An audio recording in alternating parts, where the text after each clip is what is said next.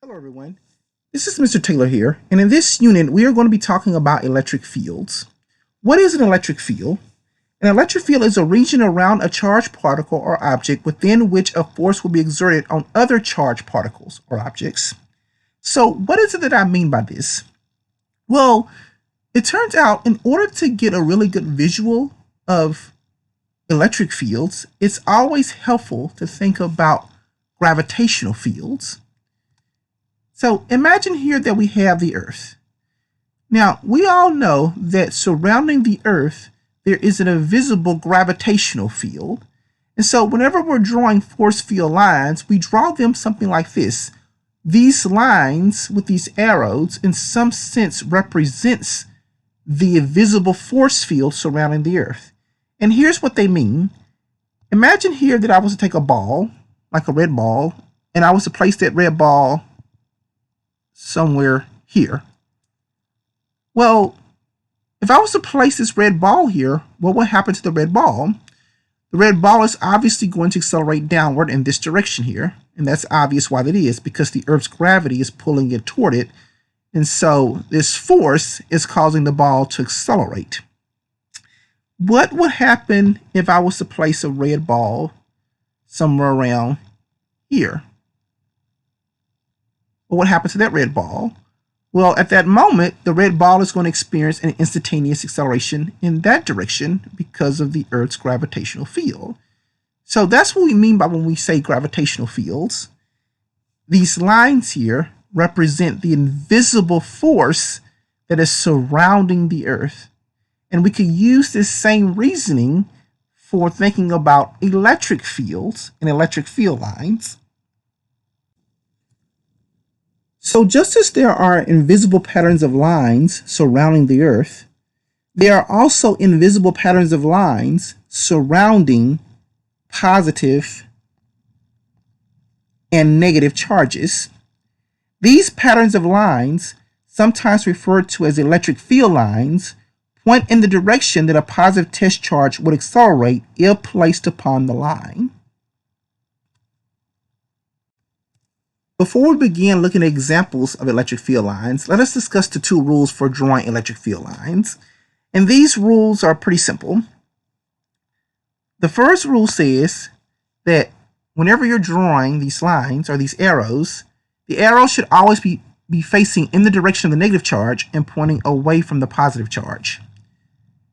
The second rule says that whenever you're drawing these lines, be sure to surround more charged objects with more lines. Objects with greater charge create stronger electric fields. So by surrounding a highly charged object with more lines, one can communicate the strength of an electric field in the space surrounding a charged object by the line density. So here in this slide, we have an excellent visualization of the first rule. By looking at this picture here, it should be pretty obvious which charge is negative and which charge is positive. Well, remember what we said in the previous slide, that if the arrows point toward the charge, that immediately tells us that that charge is negative. If the arrows point away from the charge, that immediately tells us that that charge is positive. Also, look at this picture here because this gives an example of the second rule. Notice here that we have three different charges, charge A, charge B, and charge C. And if you notice, all three charges are positive, and that should be obvious because the arrows point away from all three charges. But just because all three charges are positive doesn't necessarily mean they all three have the same strength. Remember what we said before. The charge that has the greatest line surrounding it, it turns out, has the strongest electric strength. And the charge that has the smallest number of lines surrounding it has the weakest electric strength. So what that means is, if I was to place some small object or some really, really small charge right here, then what that means is this charge here will experience a much greater force than if I had placed a similar charge somewhere here.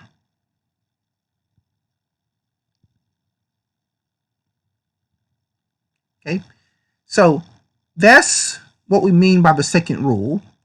Whenever you draw more electric field lines, that tells you you're dealing with a stronger electric field compared to, let's say, another charge that has smaller number of lines. This website right here does a really good job at simulating electric field lines around any number of charges that you would like to see. So, for instance, imagine here that I had a positive charge sitting there, and I had a negative charge sitting there. If you notice, this website gives us an excellent visualization of how the electric field lines would look like surrounding these charges. So what this means is, if I had a really, really small positive charge, and I was to place this positive charge here, this positive charge will experience an instantaneous acceleration in that direction. And that's because the arrow, the line here, basically tells us the direction of the force acting on the small charge. Well, what if I was to place a small positive charge here? So if you notice, it would experience an instantaneous acceleration in that direction. What if I was to place a small positive charge here? Well, it would experience an instantaneous force in that direction. Remember, this is analogous to gravitational force fields, which we talked about at the beginning of this video. Remember, just as you can imagine invisible lines of force surrounding the Earth, therefore representing the gravitational field, in other words, the direction that an object will accelerate in any given location around the Earth, this simulation here demonstrates that there's a such thing as electric fields. These are invisible force field lines surrounding charged objects that gives you some idea of the acceleration of the object. Let us clear this here and look at some more examples. What if I had 4 negative charges like this? One charge here, one charge here, and one charge here, and one charge here. This is how the electric field will look like in that scenario. So a small positive charge would accelerate toward the negative charge like this. If I place a small positive charge here, it would accelerate like that. By the way, if y'all notice, this simulation here drew this red arrow here longer than this arrow here.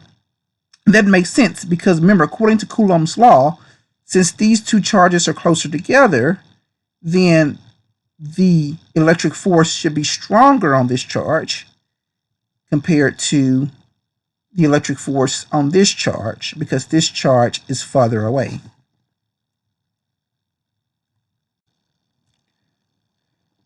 And if you guys notice, these arrows seem to be pretty consistent with our rules. Notice the arrows are always pointed away from the positive charge and they are pointed toward the negative charge. And the reason why is because remember what these arrows tell us, it tells us what will happen if some very, very small positive charge was placed somewhere around these big charges. And by the way, it's kind of easy to determine what will happen to negative charges because if you wanted to know what will happen to negative charges, it's just easy to just flip the direction of this red arrow. But for the most part, whenever we're drawing electric field lines, as a general rule, we're concerning ourselves with what's happening with positive charges.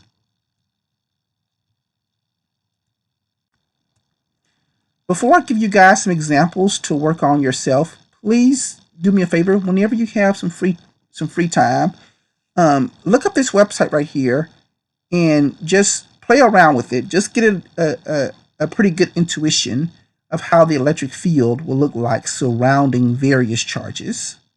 Okay, so just do that for me whenever you guys are free. Before we close out this topic, I would really like for you all to work out some examples on your own. Let's start with this first page here. It says, use your understanding of electric field lines to identify the charges on the objects in the following configurations. Okay, so look at image A. Is this charge positive or negative? Figure out what that is. Look at image B. Is this charge positive or negative? And continue on to C, D, E, F, and so on. So see if you can guess or see if you can figure out the correct sign on the charge just by looking at the electric field lines. So pause this video for a few seconds, figure that out, and then play it again, and then I'll show you the answers. So go ahead and do that. Okay, if you figured out the answers, here are the answers in red here. This is a positive charge, that's a negative charge, that's positive, that's negative, negative, positive, positive, positive, and positive. Okay, so here's one more set that I would like for you guys to work out. Pause the video here and see if you can observe the electric field lines below for various configurations and rank the objects according to which has the greatest magnitude of electric charge, beginning with the smallest charge. Okay, so tell me, by looking at these electric field lines, so in this picture here, which charge do you think is greater? Is B greater than A, or is A greater than B? So figure that out. Pause the video and see if you can work out the rest of this. And then after this, replay the video and I'll show you the answers. So go ahead and pause it right now.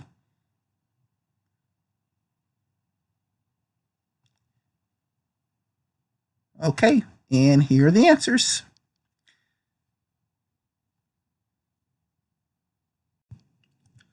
Before I close out this video, I would really encourage you all to go to this website right here in order to get an excellent idea of why is it that electric field lines appear the way they do. This website does a really good job of explaining that. So for instance, imagine that I had really two large positive charges here, positive charge A and positive charge B.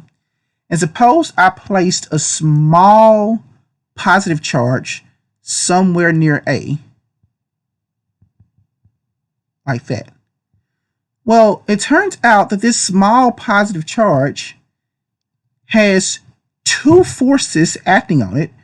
Remember, according to Coulomb's law, charge A is pushing or repelling this charge here in black in that direction, as represented by the blue vector arrow. And charge B is also pushing on this point here, which is represented by the vector arrow in green. And the reason why the arrow in green is smaller than the arrow in blue is because this charge here is farther away from B.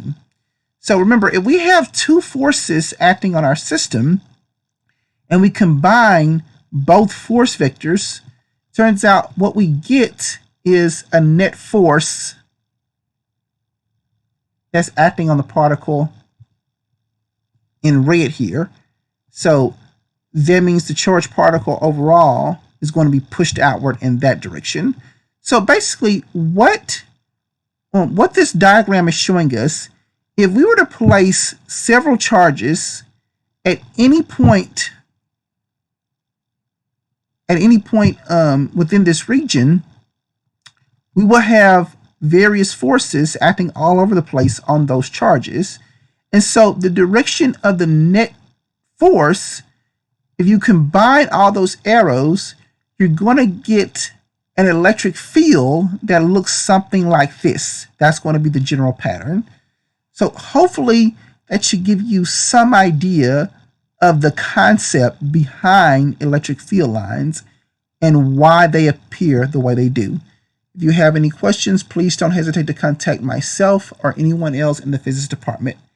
Have a good rest of your week, and goodbye.